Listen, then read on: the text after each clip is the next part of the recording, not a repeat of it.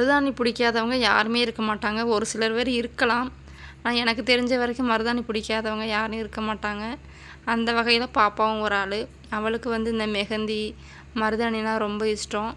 இது வந்து இப்போ சுதாக்கா கொடுத்தாங்க. நம்ம எகுத்து விட்ட அக்கா சுதாக்கா அவங்க தான் கொடுத்தாங்க. அம்மியை நல்லா கழுவிட்டு அம்மியில் தான் அரைச்சிக்கிட்டு இருக்கேன்.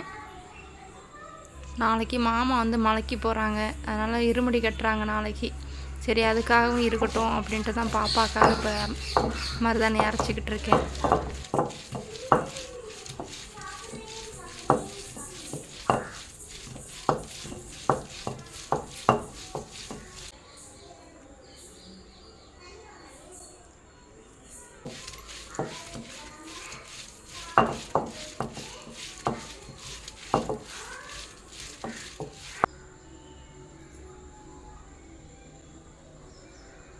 கொஞ்சம் புளி வச்சு அரைச்சா நல்லா பிடிக்கும் அப்படின்னு சொல்லுவாங்க. நாங்கள் சின்ன வயசுலலாம் அதான் புளி வச்சு அரைப்போம். அப்புறம் 7 வீட்டு கூரை இதெல்லாம் எடுத்துகிட்டு வந்து அரைப்போம் அப்படின்னு சொல்லுவாங்க. அது உண்மையாக என்னன்னு தெரியலை. இருந்தாலும் இப்போயும் நான் கொஞ்சமாக புளி வச்சு அரைக்கிறேன்.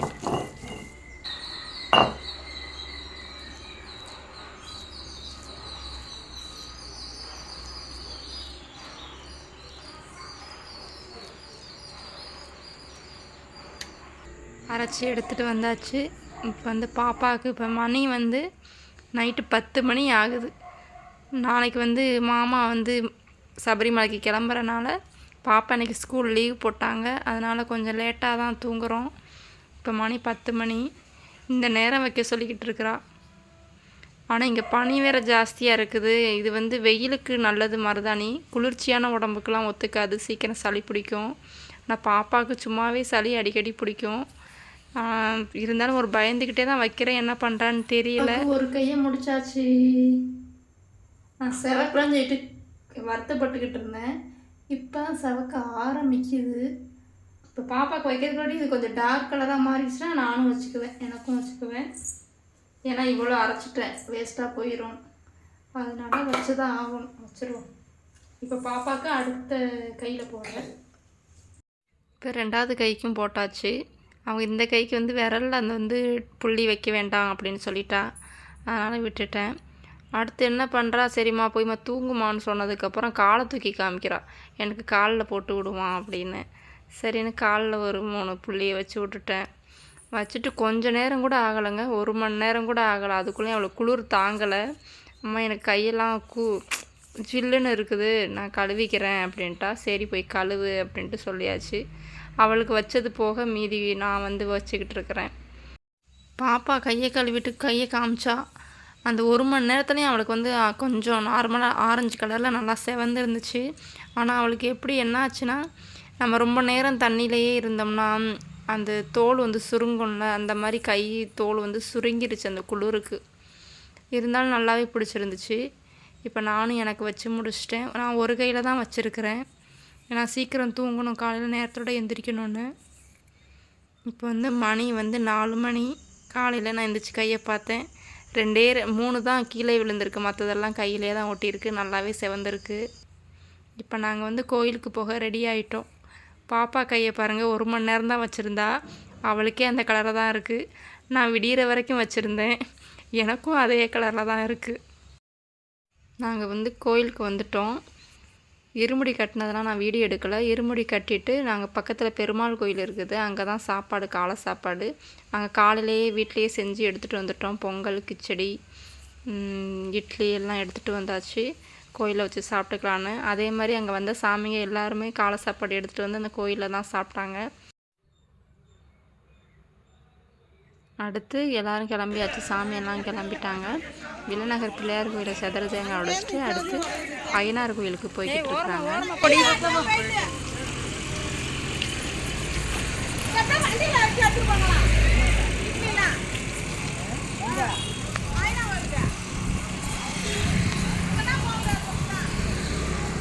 Amin.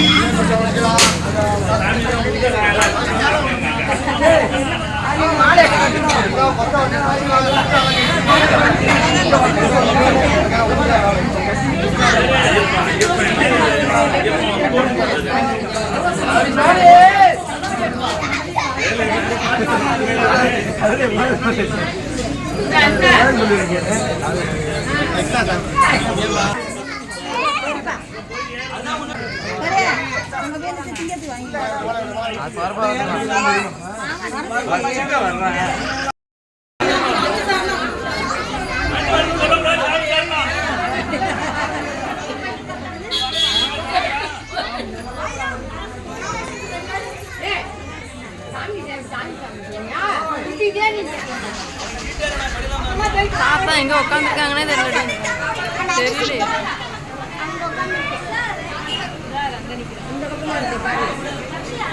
அதோ கையை காட்டுறாங்க. அதோ கையை காட்டுறாங்க. கையை காட்டுறாங்க.